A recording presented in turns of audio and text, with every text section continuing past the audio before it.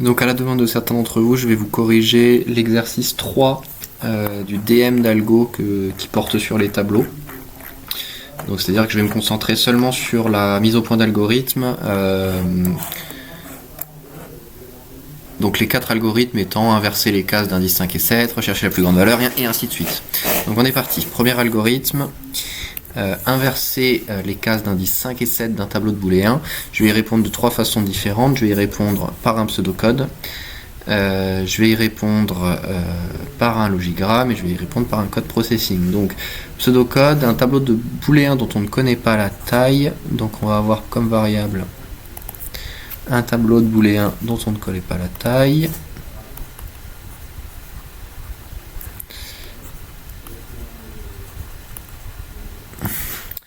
On va avoir une variable temporaire qui va nous permettre de faire l'inversion. Je vous rappelle, pour inverser le contenu de 2 variables, j'ai besoin d'une variable temporaire.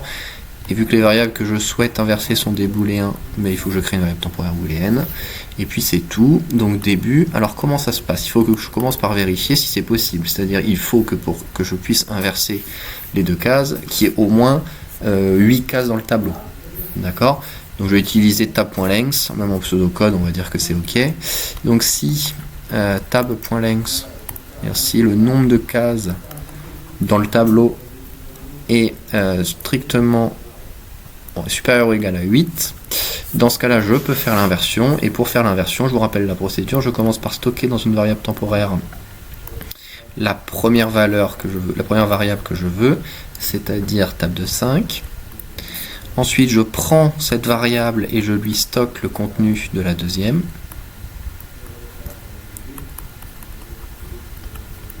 D'accord. Et puis enfin, je prends la deuxième variable et je lui stocke la valeur temporaire que j'avais mémorisée.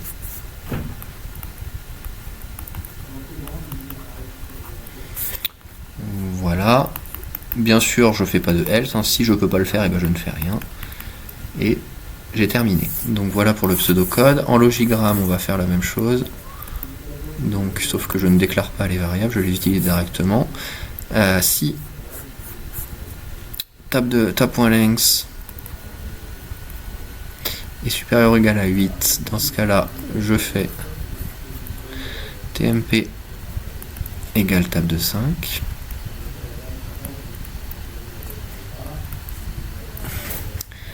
Tab de 5 égale tab de 7. Et enfin, tab de 7 égale tmp. D'accord, ça c'était dans le cas où j'étais dans le vrai. Dans le cas où j'en suis dans le faux, je ne fais rien. Et j'ai fini. Enfin, le code processing. Donc on va considérer que le tableau il est créé. En tout cas qu'il est rempli. Je vais quand même le créer pour être propre.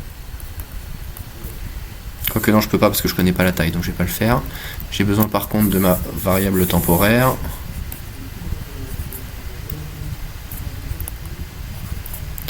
Tac, if tab.length supérieur ou égal à 8.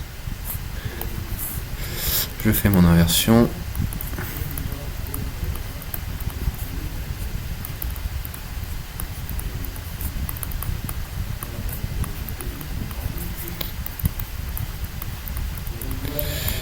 Et me voilà fini pour l'exercice 1, en mettant les points-virgules bien sûr. Voilà pour la question 1. On passe maintenant à la question 2. Donc rechercher la plus grande valeur d'un tableau de nombres flottants. Donc pour rechercher la plus grande valeur, le principe ça va être de parcourir les cases les unes après les autres, et à chaque fois que je regarde une case, je me pose la question, est-ce que c'est la plus grande valeur que j'ai vue jusqu'à présent? Si c'est le cas, je la mémorise, si c'est pas le cas, je passe à la suivante, et lorsque je serai arrivé à la dernière case, je me poserai encore une dernière fois la question, est-ce que c'est la plus grande valeur que j'ai vue jusqu'à présent? Et vu que c'est la dernière case, ce sera la plus grande valeur au sens large. Voilà la démarche. Donc comment on fait ça? On commence par créer notre variable qui va être notre tableau d'entier de flottant. Je vais avoir besoin d'une variable plus grand. d'accord, qui mémorise du coup la plus grande valeur, donc c'est également un réel puisque mon tableau contient des réels, et puis une variable i qui va me servir de variable de boucle, donc qui va être un entier. Ok, alors comment je fais ça? Je parcours mon tableau du début à la fin, c'est-à-dire que je vais faire une boucle pour i allant de 0 jusqu'à tab.length. D'accord. Je vais me poser la question, est-ce que la case i est plus grande que la plus grande valeur que j'ai vue jusqu'à présent? Donc, si tab de i est plus grand que la plus grande valeur que j'ai vue jusqu'à présent, c'est-à-dire plus grand, d'accord. Dans ce cas-là, qu'est-ce que je vais faire? Je vais dire que ma nouvelle plus grande valeur, c'est celle que je viens de voir. D'accord. Et puis j'ai fini. Parce qu'une fois que j'en suis arrivé là, ça veut dire que dans plus grand, c'est quand se trouvera la plus grande valeur. La seule chose qu'il faut que je pense à faire, c'est initialiser ma variable plus grand en disant qu'elle est égale à la première case du tableau, par exemple. Comme ça, je suis sûr de ne pas me tromper. Ok. Alors une fois que j'ai fait ça, je fais le logigramme. Donc il me suffit de recopier-coller tout ça. Donc la première étape, c'est de prendre plus grand égale tab de 0. Ensuite, je fais ma boucle pour. Donc pour faire ma boucle pour, il faut que j'initialise ma variable i à 0. Ensuite, il faut que je définisse ma condition d'arrêt, qui va être tab de i, qui va être i inférieur à tab.length. Et ensuite, je rentre dans ma boucle. Alors, je suis à l'intérieur de ma boucle, donc je refais mon si. D'accord. Donc si voilà, c'est tab de i plus grand que plus grand. Ça va dépasser, mais c'est pas très grave. Dans ce cas-là, je dis que plus grand est égal à tab de i. D'accord. C'est tout pour le si. Je retourne donc dans la suite de mon for. Il me reste à faire l'incrément i++. Passer à la boucle, à la variable suivante. Et je suis arrivé à la fin. Pour ce qui est du code processing, on va le faire encore à côté. Donc on a notre variable plus grand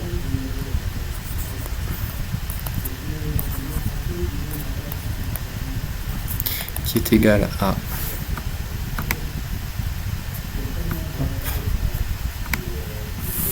table de i. Et ensuite on fait notre boucle pour i allant de 0 à tab.length.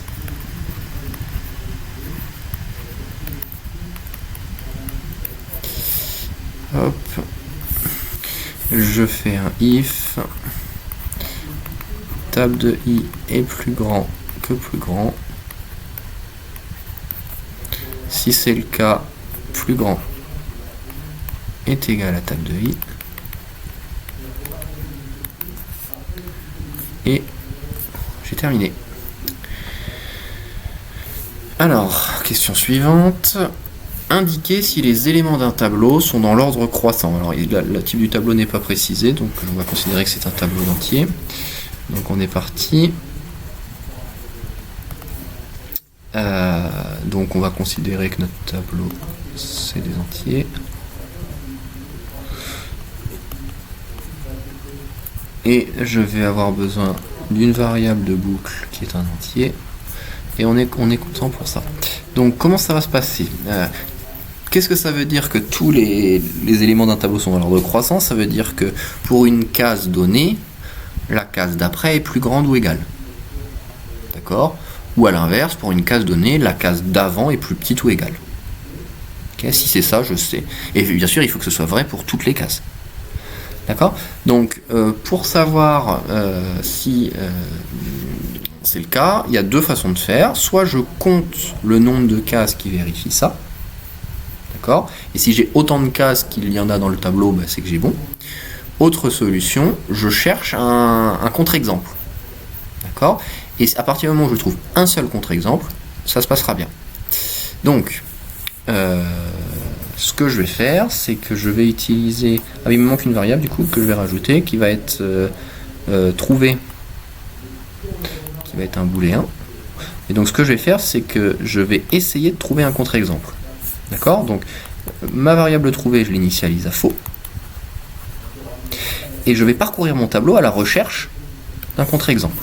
Donc pour i allant de 1, je commence pas à 0, vous allez comprendre pourquoi, à tab.length. D'accord, donc je me place à la deuxième case du tableau, c'est-à-dire à la case d'indice 1, et je vais regarder, est-ce que cette case est plus grande, est plus petite que la case d'avant. Et si c'est le cas, j'ai trouvé un contre-exemple. D'accord? Donc si... Alors la case qui m'intéresse, c'est la case de i, et la case d'avant, c'est la case i-1. Donc si la case que je regarde est plus petite que la case d'avant, d'accord, c'est pour ça que j'ai commencé à 1, parce que si j'avais commencé à 0, i-1, ça ferait -1, et ça n'existe pas. Donc si la case de i est plus petite que la case i-1, dans ce cas, eh bien j'ai trouvé un contre-exemple. D'accord? Et à la fin, je vais faire un petit affichage. En gros, si... Je vais même pas faire un si, en gros, je vais afficher la valeur de trouver. Donc si la valeur de trouver est à vrai, ça veut dire que le tableau n'est pas trié. Si elle est à faux, ça veut dire que le tableau, il est trié. D'accord? Et du coup, en logigramme, on va essayer de respecter le même code couleur. En logigramme, j'initialise ma variable trouvée.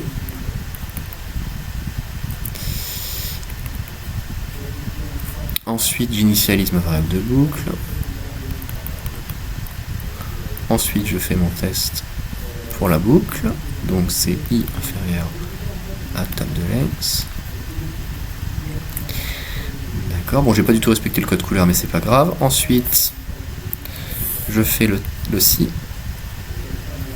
Hop, donc là, c'est tab de i inférieur à tab de i-1. Hop, si c'est le cas, trouver égale true. D'accord, donc là j'ai fini mon si. Je continue sur la boucle en faisant l'incrément le i++. Dans le cas où j'ai pas de si, je connecte ici. Et là je remonte. Et je fais mon affichage.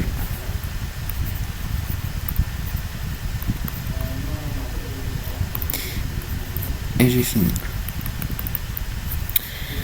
Voilà pour cet algo. Et puis du coup en processing, je vais le faire de l'autre côté. Hop. Donc boolean trouver égale false. For int i égale 0, int i égale 1 du coup. I inférieur à tab.length. i++. If tab de i est inférieur à tab de i-1. Dans ce cas, trouver égale true. On ferme et on affiche trouver. Hop. Voilà, donc grosso modo le passage du pseudocode au processing, ça nécessite juste de connaître la syntaxe, d'accord. C'est plus le passage du logigramme au pseudocode ou inversement qui c'est un petit peu de maîtrise, mais voilà. Donc retenez bien un truc, c'est que si vous voulez vérifier que chaque case du tableau vérifie quelque chose, le plus simple c'est de vérifier si l'une d'entre elles ne le vérifie pas. C'est plus facile de trouver si l'une d'entre elles ne vérifie pas que de vérifier que toutes le vérifient. Dernier exercice, indiquer si la moyenne des valeurs d'un tableau de nombre entier est au moins égale à 10. Donc ça sous-entend qu'il faut que je calcule ma moyenne. Donc on va stocker ça dans une variable qui s'appelle m, qui va donc être un réel. On va toujours avoir notre tableau d'entier ici. Et puis une variable de boucle toujours, parce qu'il va falloir que je parcours mon tableau. D'accord. Donc on commence par initialiser notre moyenne à 0. D'accord. Donc je vous rappelle, la moyenne c'est la somme de i égale 0 à n. En fait c'est la somme des cases du tableau, le tout divisé par le nombre de cases. D'accord. Donc pour calculer cette somme, il va falloir que je fasse une boucle. Donc on va faire pour chaque case du tableau. Donc pour i allant de 0 à n-1. On va mettre n-1, mais vous comprenez que c'est étape pour aller à 100. -1 d'ailleurs. Dans les autres, j'ai probablement fait une erreur. Donc de 0 à n-1, on va dire que m est égal à m plus table de i. D'accord. Une fois que j'ai fini ça, je calcule ma moyenne en disant que ma moyenne est égale à la somme que je viens de calculer divisée par le nombre de cases. Et puis une fois que j'ai fait ça, il me suffit d'afficher. Bon là on va faire un truc propre. Hein. On va ne pas s'embêter. On va afficher le résultat de m supérieur ou égal à 10. D'accord, donc ça va nous afficher oui ou non. Voilà. Ça c'est des exercices quand même relativement simples. Hein. Donc en logigramme,